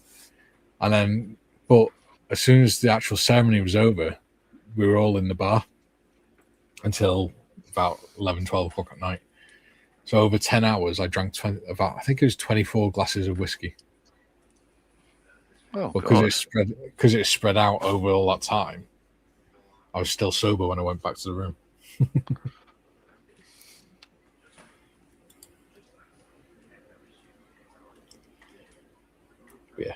enjoyed it. I think, God, yeah, the night before our wedding, me and my mate, me and the best man, we went through half a bottle of, or 3/4 of a bottle of rum. So it's about 3/4 of a litre. And then the next morning we did a port toast before the day started. And then when we got back to the hotel after the ceremony, we started drinking, and we didn't stop drinking until 1 o'clock in the morning. It was awesome. And I was drunk on that night. Adam says, no Scotland, no party. Yeah. Paul says, I want England to play Germany again. Then we can sing 10 German bombers. Duke says, Shirley Strachan and Daryl Braithwaite were the ones in Oz during the 70s. That would be pronounced Strawn. See, we've got Michaela Strachan, which is spelled very similar to that. Strawn. Ian says, Defo think that after the stream, I'm going to the pub and sink a few ciders. Just don't tell my diabetes nurse. We won't. Joe says, well, good for now until the US loses, but they are winning right now. I placed a video on Discord with an inebriated Scottish fellow in Boston. Nice. The fans have been doing some really nice things, though, haven't they? Because they've been seeing like street cleaners and stuff, like raking the grass up and things like where they got grassed areas in the middle of the street, and they've walked over and they've actually started helping the workers to rake all the leaves up and stuff like that, rake all the grass up and things. And they've been going around with bin bags, picking up all the litter after themselves and stuff like that, which is nice to see. It's because they're proper football fans. Yeah. Not the idiots we get at a lot of the matches over here. No. Jim says, not really in tune with World Cup festivities, Mikey. Never heard that from the people of Boston, Massachusetts, John. Adam says, the Dubliners sold 4 times what they did on St. Patrick's Day. That's funny. The way you said Massachusetts. I get it. Because I've mentioned to Jim before, what do you guys mention, like the state after the city? We know where it is. So he had a private dig at me there. Well played, sir. Joe says, I've been watching it, but still dislike the rolling around in agonizing pain. Fake. Yeah. I will say, though, as someone who's done medical cover for the under-21s World Cup a few years ago, a lot of it isn't. It looks fake, but it's not. It's purely because they're running so fast that all they have to do is tap their ankle and they just go tumbling. And it does hurt them quite a bit. So it looks like a really light touch or whatever, but it is actually quite powerful. And you can knock them off their feet and things. And if you think about it, if you're running and you're slamming into the ground, you're going to hurt yourself.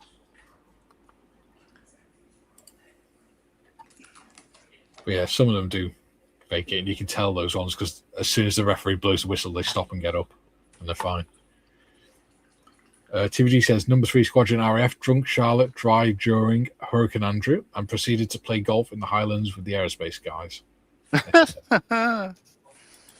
Amazing. Jim says, Bostonians are beer drinkers and can be annoying on occasion. However, haven't heard them brag about alcohol consumption. Oh, okay. Matthew says, got to phone my doctor at 3 p.m. to find out if I have diabetes. Yeah. Welcome to the club if you have. Paul says, September 19th, the day I do my London to Brighton off-road, it's Millwall versus West Ham at the Den. Oh, God. Joe says, it's a world game, so it's all good. Look at basketball. Heck, the Euros are probably better than the US now. Some of the best NBA players are from Europe. Well, some of the top ones are from Eastern Europe, aren't they? Paul says, I might go just to watch the riots at Millwall. Yeah.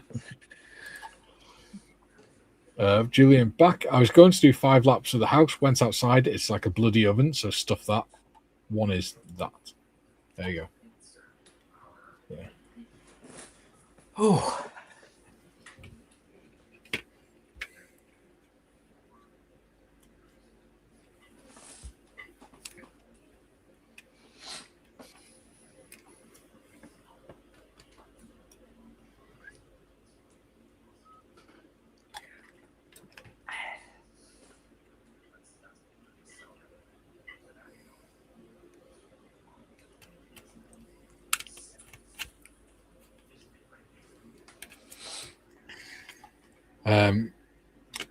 Adam says, still find it funny that even when the beer ran out, no one wanted a Bud Light. Actually, Bud Light. I've got to admit that Coors Light is the worst beer I've ever had in my life. Bud Light is not far off. Joe says, Matthew, I found out when my vision became foggy and I couldn't quench my thirst. Horrible stuff. Just wait till the feet start burning. Yeah. Yes, not good. I tell you what, though, it has improved my drinking habits in terms of the balance of what I actually drink instead of drinking pop and coffee all the time. I have like 2 or 3 coffees a day, and the rest of the time I'm just drinking water.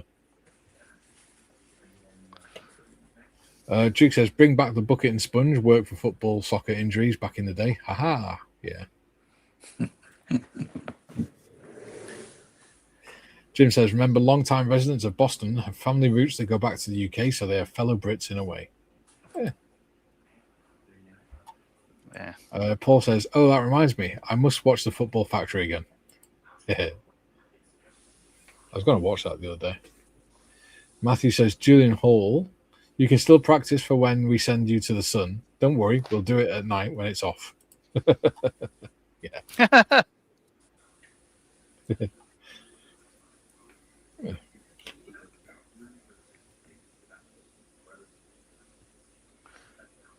Wow, that primer's dry already.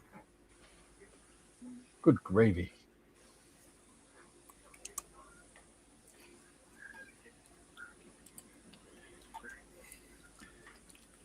Joe says, oh yeah, me too, Mikey. I went from £262 to 190. Fit as a fiddle, but darn it, I missed my ice cream. Yeah. Well, I had carrot cake with rum and raisin ice cream last night. Ooh. I do like carrot cake. Nice. Mm-hmm. I like rum and raisin ice cream.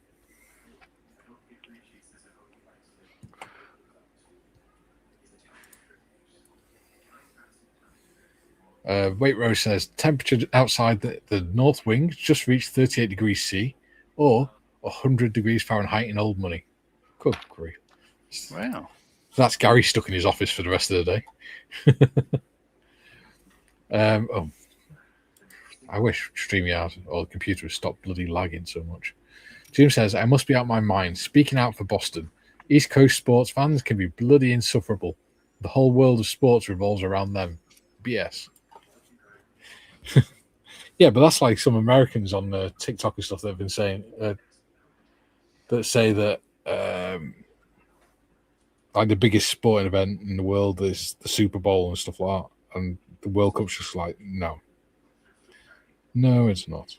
So yeah, I used to think that the biggest sporting event in the world was the Olympics, but clearly it's not. I think as it turns out, most of us don't follow track and field from week to week. No. So it does make sense that it's a World Cup, but yeah, Australians really don't care that much about soccer. Yeah. Like it's just, AFL and AFL is, I think, the best game in the world, quite frankly. That's Aussie rules, isn't it? Yes, it is. Yeah.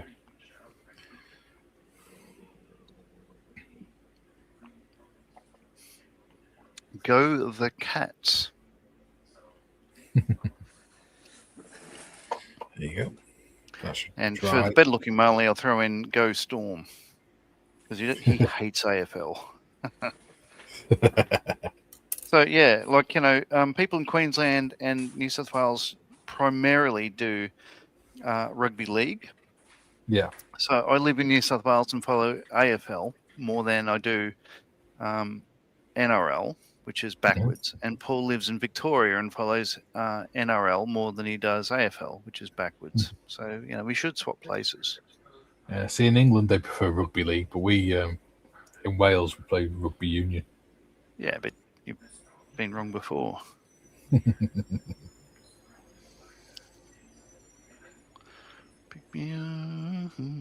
Now let's go.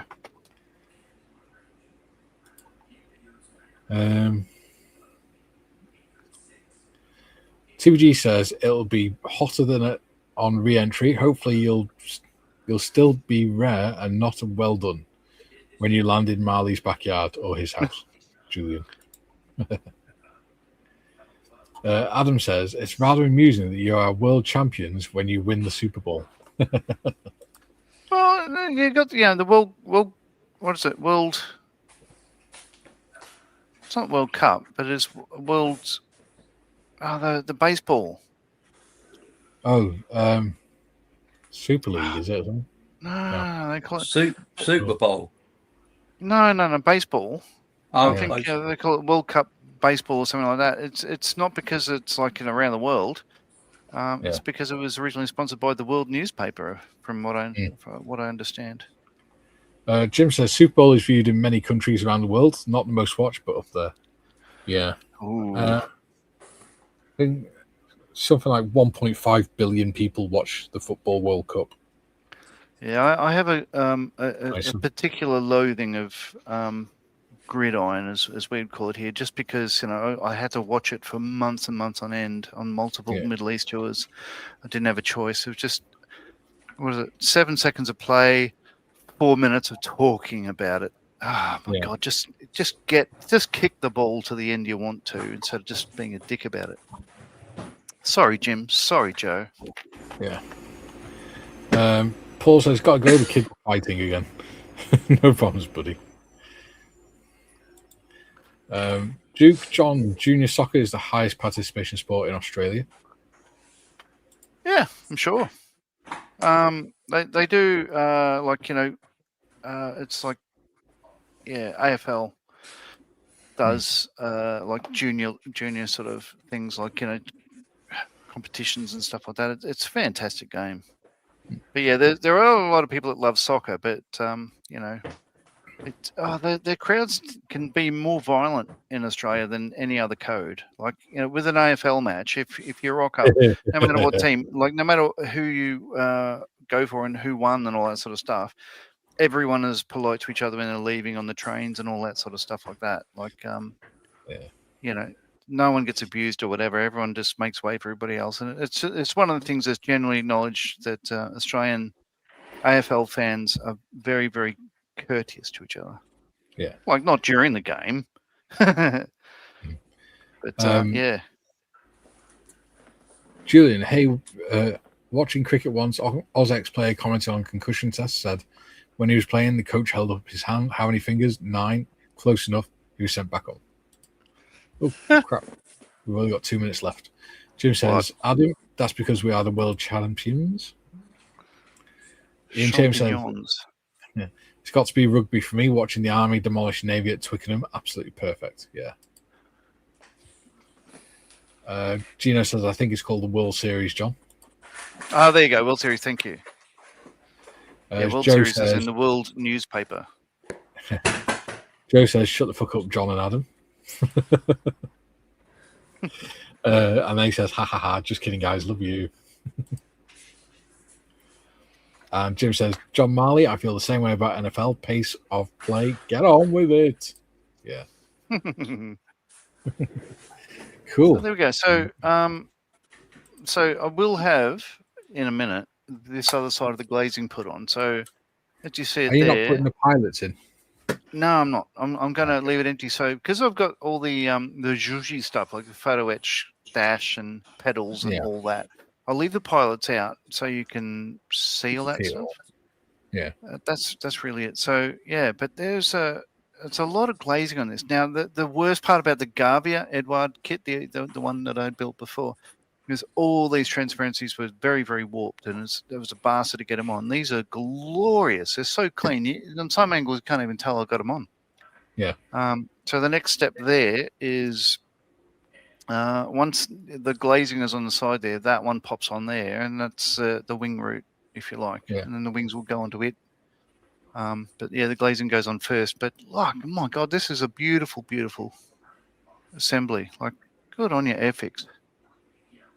That's fantastic. Oh, I'm going to be building more of these.